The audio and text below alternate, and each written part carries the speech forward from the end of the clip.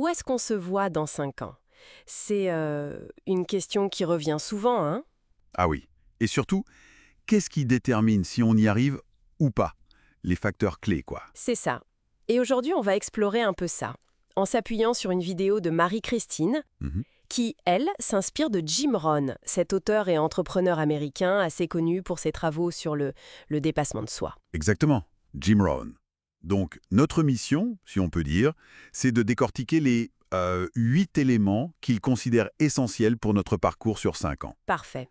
Alors, le premier élément, ce sont les livres. Pas juste lire, mais Voir ça comme un accès direct à l'expertise, c'est ça. une sorte de consultation à bas prix. Voilà, exactement. C'est une façon d'apprendre des meilleurs, en quelque sorte. Et c'est accessible, que ce soit en achetant ou... À la bibliothèque, oui.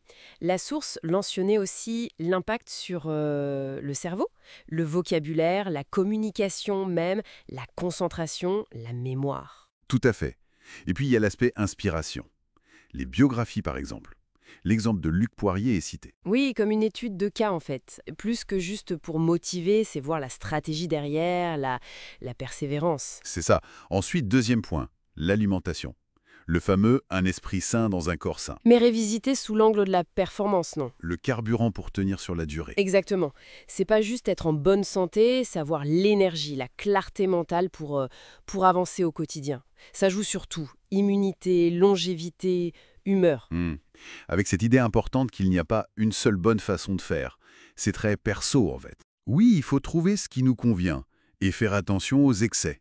Le sucre, l'alcool, trop de caféine, ça peut vite devenir contre-productif. Ce qui nous amène logiquement au troisième point, habitude. Un gros morceau, celui-là. Ah oui. Et ça commence par le sommeil. Essentiel pour recharger les batteries mentales. La question c'est, faut-il absolument se lever à 5 heures du mat ou est-ce qu'on peut être productif en étant du soir? Ben, la source ne tranche pas vraiment.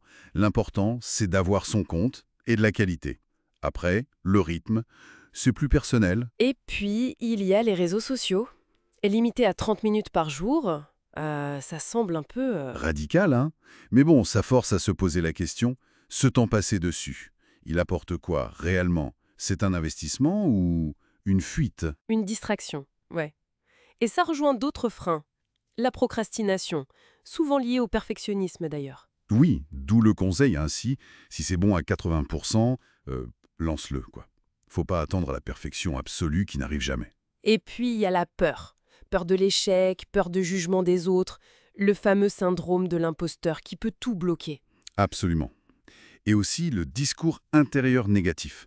Cette petite voix qui dit « t'es pas capable, ça marchera jamais ». Faut consciemment travailler là-dessus, cultiver la confiance en soi, miser sur ses forces. C'est pas évident, mais c'est crucial. Tout à fait. Et ce travail sur soi, il est aussi influencé par notre environnement.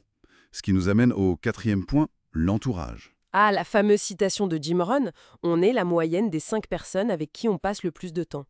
Ça fait réfléchir, ça. Carrément, l'idée c'est que ton cercle proche, il te tire vers le haut ou il te freine.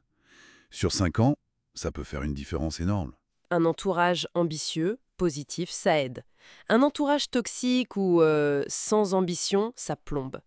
La question, c'est comment on gère ça après? C'est une autre discussion, oui. Cinquième point, lié au bien-être aussi, l'entraînement physique.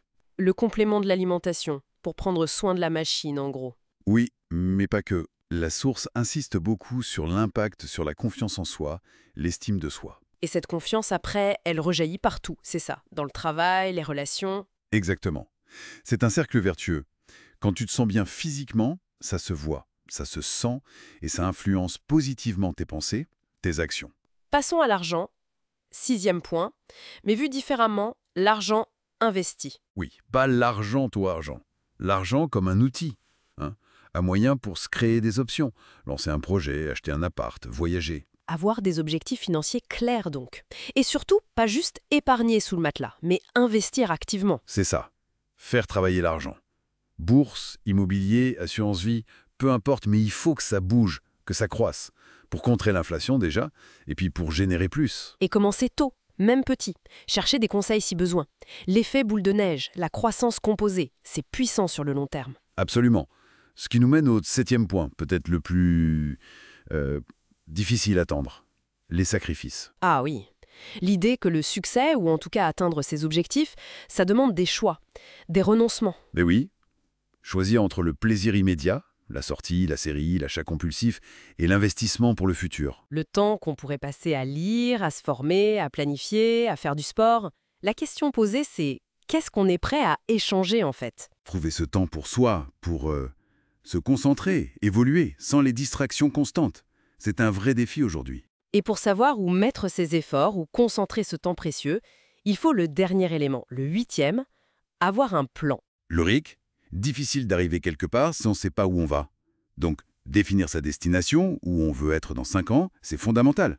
Et pas juste y penser dans sa tête, l'écrire, mettre noir sur blanc l'objectif et les étapes pour y arriver. Ça rend les choses plus concrètes, non? Tout à fait. Ça donne une direction claire. Donc, si on résume, les livres pour le savoir, l'alimentation pour l'énergie, les habitudes pour le quotidien, l'entourage pour l'influence. L'entraînement pour la confiance, l'argent investi pour les choix, les sacrifices, comme des choix conscients, et le plan comme boussole. Ça fait une belle feuille de route. Une structure solide pour réfléchir, oui. Et pour conclure, peut-être une petite question à laisser mûrir. En regardant ces 8 domaines, quelle serait la plus petite action, mais vraiment toute petite et faisable dès maintenant, qui pourrait lancer un changement positif pour les 5 prochaines années?